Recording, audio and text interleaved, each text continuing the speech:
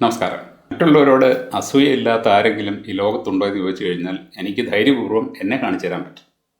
എനിക്ക് ആരോടും അസൂയയില്ല. എൻ്റെ ചെറിയ പ്രായം മുതൽ ഈ സമയം വരെ എനിക്ക് ആരോടും അസൂയ തോന്നിയിട്ടില്ല. ഇപ്പോഴത്തെ സമയത്താണെന്നുണ്ടെങ്കിൽ എന്നെ സംബന്ധിച്ച് എനിക്ക് പ്രത്യേകിച്ച് യാതൊരു വിധമായിട്ടുള്ള മോഹങ്ങളുമില്ല, ആഗ്രഹങ്ങളുമില്ല. അതുകൊണ്ട് തന്നെ ആർക്ക് എന്ത് കിട്ടിയാലും എന്ത് കിട്ടിയില്ലെങ്കിലും എന്നെ സംബന്ധിച്ച് അതൊരു വിഷയമേ അല്ല. അത് അവരുടെ പ്രശ്നമാണ്. അങ്ങനെ അതിനെ എനിക്ക് കാണാൻ പറ്റും. എന്നാൽ എന്നിൽ ഇപ്പോൾ അസൂയ ഉണ്ടാക്കിയിരിക്കുകയാണ് സിനിമാ നടൻ വിജയ്. സിനിമാ നടൻ വിജയല്ല, തമിഴ്നാടിൻ്റെ മുഖ്യമന്ത്രി വിജയ്. അതേക്കുറിച്ച് പറയുന്നതിന് മുമ്പ് നമ്മൾ അസൂയയെക്കുറിച്ചും ഒരല്പം അറിഞ്ഞിരിക്കണം. അസൂയ എത്ര തരത്തിലുണ്ട്? 3 തരത്തിലുള്ള അസൂയകളുണ്ട്. ഒന്നാമത്തെ അസൂയ എന്ന് പറയുന്നത് നമുക്കെല്ലാവർക്കും അറിയാവുന്ന ദുഷിച്ച അസൂയ. അതായത് മറ്റൊരു വ്യക്തിക്കുണ്ടാകുന്ന നേട്ടം, അഭിവൃദ്ധി, ഇതൊന്നും എനിക്ക് ഇഷ്ടപ്പെടുന്നില്ല. അതെന്നിൽ അസ്വസ്ഥത ഉണ്ടാക്കും. അവനത് കിട്ടാൻ പാടില്ല. അവനത് കിട്ടിയത് കൊണ്ട് എനിക്ക് യാതൊരു കുഴപ്പമില്ല, എനിക്ക് നഷ്ടവുമില്ല, ലാഭവുമില്ല. പക്ഷേ അവനത് കിട്ടാൻ പാടില്ല. അതെനിക്ക് വിഷമം ഉണ്ടാക്കുന്നു. ഈ വിഷമം, ഈ അസ്വസ്ഥത, ഇതാണ് ദുഷിച്ച അസൂയ. ഈ അസൂയ യഥാർത്ഥത്തിൽ നമ്മളെ തന്നെയാണ് കാർന്ന് തിന്നുന്നത്. നമ്മൾ മറ്റൊരാളോടുള്ള അസൂയ മനസ്സിൽ പേറിക്കൊണ്ട് നടക്കുമ്പോൾ, അതിൻ്റെ പേരിൽ നമ്മൾ അസ്വസ്ഥപ്പെടുമ്പോൾ നമ്മൾ മനസ്സിലാക്കണം, അതുമൂലം ആ വ്യക്തിക്ക് യാതൊരു കുഴപ്പവും സംഭവിക്കുന്നില്ല. കുഴപ്പമെല്ലാം നമുക്കാണ് സംഭവിക്കുന്നത്. അതുകൊണ്ട് അത്തരത്തിലുള്ള അസൂയ ആരുടെയെങ്കിലും മനസ്സിലുണ്ടെങ്കിൽ നിങ്ങൾ അത് വേരോടെ എടുത്ത് കളയണം. അത് നിങ്ങളെ കാർന്ന് തിന്നുന്ന ഒരു ക്യാൻസറാണ്. ഇനി രണ്ടാമത്തെ അസൂയ, അതെനിക്കുണ്ടായിട്ടുള്ള ഒരു അസൂയയാണ്. അതായത് നമ്മൾ ഗതികെട്ട ഒരു അവസ്ഥയിൽ നിൽക്കുമ്പോൾ ആ ഗതികേടില്ലാത്ത ആൾക്കാരെ കാണുമ്പോൾ നമുക്കുണ്ടാകുന്ന ഒരു വിഷമമുണ്ടല്ലോ, അതൊരു തരം അസൂയയാണ്. അതായത് ഞാനിപ്പോൾ രോഗിയായിട്ട് കിടക്കുകയാണ്. എന്നെ കാണാൻ വരുന്ന ആരോഗ്യമുള്ള ആൾക്കാരെ കാണുമ്പോൾ എൻ്റെ മനസ്സിലുണ്ടാകുന്ന വിഷമം, എനിക്ക് അവരെപ്പോലെ എഴുന്നേറ്റ് നടക്കാൻ പറ്റുന്നില്ലല്ലോ, അവരെപ്പോലെ ആരോഗ്യം എനിക്കില്ലല്ലോ. അതെൻ്റെ മനസ്സിലുണ്ടാക്കുന്നത് ഒരുതരം അസൂയയാണ് അവരോട്. പക്ഷേ അത് നെഗറ്റീവല്ല, ദുഷിച്ച അസൂയയല്ല. അത് നമ്മുടെ ആ സാഹചര്യം കൊണ്ട് നമ്മുടെ മനസ്സിലുണ്ടാകുന്നതാണ്. അത് ആർക്കും ഉണ്ടാകും. ഞാൻ ജോലിയില്ലാതെ അലഞ്ഞു തിരിഞ്ഞ് നടക്കുന്ന സമയത്ത് ചെറിയ ചെറിയ ജോലികൾ ചെയ്യുന്ന ആൾക്കാരോട് പോലും എനിക്ക് അസൂയ തോന്നിയിട്ടുണ്ട്. ഒരു ചായക്കടയിൽ ചായ അടിക്കുന്ന ആളോട് എനിക്ക് അസൂയ തോന്നിയിട്ടുണ്ട്. അവൻ അതെങ്കിലും ഉണ്ടല്ലോ ജോലി, എനിക്കതുപോലും ഇല്ലല്ലോ. അപ്പോൾ നമ്മുടെ ആ ഗതികെട്ട അവസ്ഥയിൽ മറ്റുള്ള ആൾക്കാരെ കാണുമ്പോൾ, നമുക്കില്ലാത്തത് ഉള്ള ആൾക്കാരെ കാണുമ്പോൾ നമുക്കുണ്ടാകുന്ന ആ വിഷമം എന്ന് പറയുന്നത് സ്വാഭാവികമാണ്. അതും പക്ഷേ ഒരുതരം അസൂയയാണ്. ഇനി മൂന്നാമത്തെ അസൂയ എന്ന് പറയുന്നത്, നമുക്ക് മറ്റുള്ളവരോടുള്ള സ്നേഹാധിക്യം മൂലം, അവരോടുള്ള ആരാധന മൂലം ഒക്കെ ഉണ്ടാകുന്ന ഒരുതരം സന്തോഷത്തിൻ്റെ പരമകാഷ്ഠ എന്നൊക്കെ പറയും. അതും ഒരുതരം അസൂയയാണ്. നമ്മൾ കേട്ടിട്ടില്ല, അസൂയാവഹമായ നേട്ടങ്ങൾ ഉണ്ടാക്കിയ വ്യക്തി. നമ്മുടെ തന്നെ വേണ്ടപ്പെട്ട ഒരാൾ, നമ്മുടെ മകനോ മകളോ സഹോദരനോ സഹോദരിയോ, നമ്മൾ സ്നേഹിക്കുന്ന, നമ്മൾ വളരെയധികം സ്നേഹിക്കുന്ന ഒരു വ്യക്തിക്ക് ഉണ്ടാകുന്ന അഭിവൃദ്ധി നമ്മളെ സംബന്ധിച്ച് നമുക്ക് തന്നെ ഉണ്ടാകുന്ന ഒരു അഭിവൃദ്ധി പോലെയാണ്. അപ്പോൾ അവരോട് നമുക്കുണ്ടാകുന്ന ആ സ്നേഹവും അതുമൂലമുണ്ടാകുന്ന ആനന്ദവും സത്യം പറഞ്ഞു കഴിഞ്ഞാൽ ഒരുതരം അസൂയയാണ്. നമുക്കവരുടെ നേട്ടത്തിൽ അസൂയയുണ്ട്, പക്ഷേ അത് സന്തോഷം കൊണ്ടുള്ള അസൂയയാണ്. ഇതേപോലെയുള്ള ഒരു അസൂയയാണ് എനിക്കിപ്പോൾ ഉണ്ടായിരിക്കുന്നത് ശ്രീ വിജയിയോട്. കാര്യം എന്താണ്? നിങ്ങൾക്കറിയാം, വിജയ് തമിഴ് സിനിമയിലെ സൂപ്പർ സ്റ്റാറായിരുന്നു. എനിക്ക് ഒട്ടും തന്നെ ഇഷ്ടമില്ലാത്ത ഒരു നടനാണ് വിജയ്. സത്യം പറയുകയാണ്, ഞാൻ ഇന്നേ വരെ വിജയൻ്റെ ഒരു സിനിമ പോലും കണ്ടിട്ടില്ല. ചില സീനുകൾ കണ്ടിട്ടുണ്ട്, അത് കാണുമ്പോൾ തന്നെ എനിക്ക് മടുക്കും. ഞാൻ പിന്നീട് അത് കാണുകയില്ല. എനിക്ക് അദ്ദേഹത്തിൻ്റെ അഭിനയം ഇഷ്ടമല്ല. എനിക്ക് അദ്ദേഹത്തെ നടൻ എന്ന നിലയിൽ ഇന്നേ വരെ ഇപ്പോഴും ഇഷ്ടപ്പെടാൻ പറ്റുന്നില്ല. തമിഴിൽ ഞാൻ ഏറ്റവും അധികം ഇഷ്ടപ്പെടുന്നത് രജനീകാന്തിനെയാണ്. രജനിയുടെ സ്ക്രീൻ പ്രസൻസും അദ്ദേഹത്തിൻ്റെ സ്റ്റൈലും ഒക്കെ എത്ര കണ്ടാലും മടുക്കില്ല. എന്നാൽ വിജയനെ ഞാൻ അല്പം പോലും ഇഷ്ടപ്പെട്ടിരുന്നില്ല. പക്ഷേ വിജയനെ ഇഷ്ടപ്പെട്ടിരുന്ന ഒരുപാട് പേരുണ്ട്. ഇപ്പോഴും വിജയൻ്റെ ഫാൻസായിട്ടുള്ള ഒരുപാട് ആൾക്കാരുണ്ട്.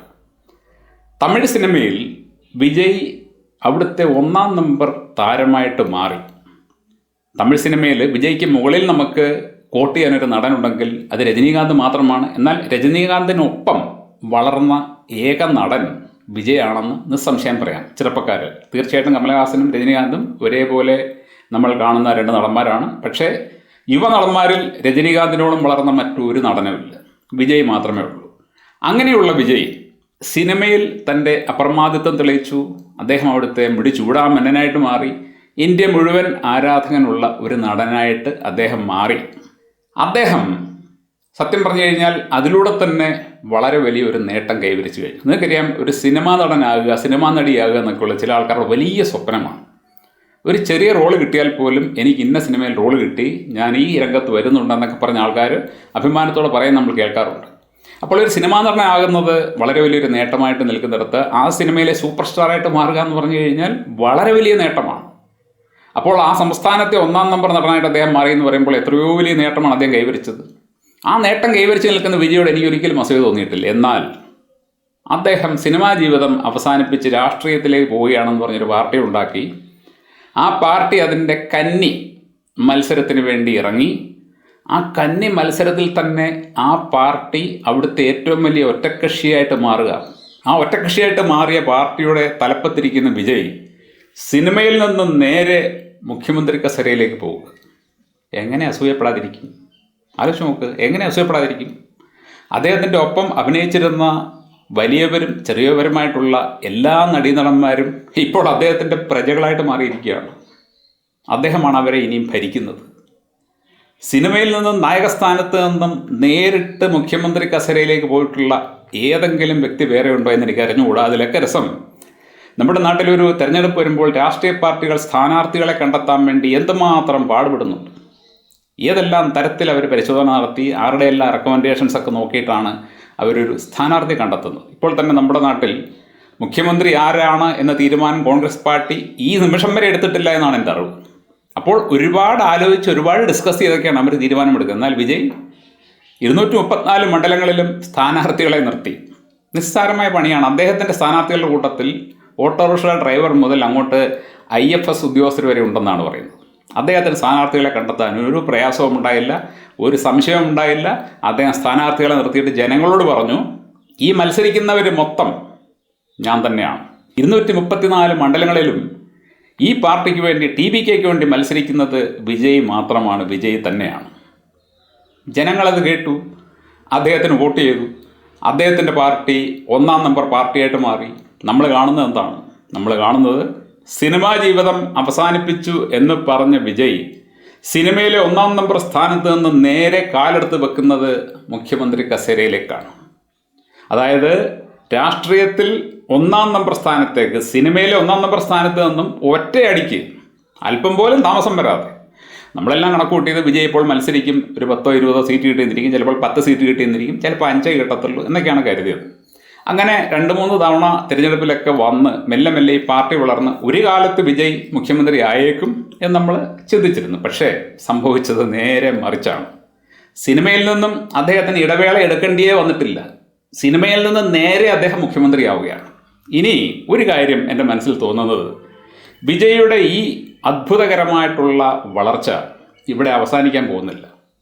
എൻ്റെ ഒരു ഊഹം ശരിയാണെന്നുണ്ടെങ്കിൽ, അല്ലെ എൻ്റെ തോന്നൽ ശരിയാണെന്നുണ്ടെങ്കിൽ, ഈ മനുഷ്യൻ നമ്മുടെ രാജ്യത്തിൻ്റെ പ്രധാനമന്ത്രിയായിട്ട് ഒരിക്കൽ മാറും. അതിനുള്ള ഭാഗ്യവും കഴിവും ഇദ്ദേഹത്തിനുണ്ട്. തീർച്ചയായിട്ടും ഇദ്ദേഹത്തിൻ്റെ പാർട്ടി തമിഴ്നാടിനപ്പുറത്തേക്ക് വളരും. അദ്ദേഹം നാളെ നമ്മുടെ രാജ്യത്തിൻ്റെ പ്രധാനമന്ത്രിയായിട്ട് മാറും.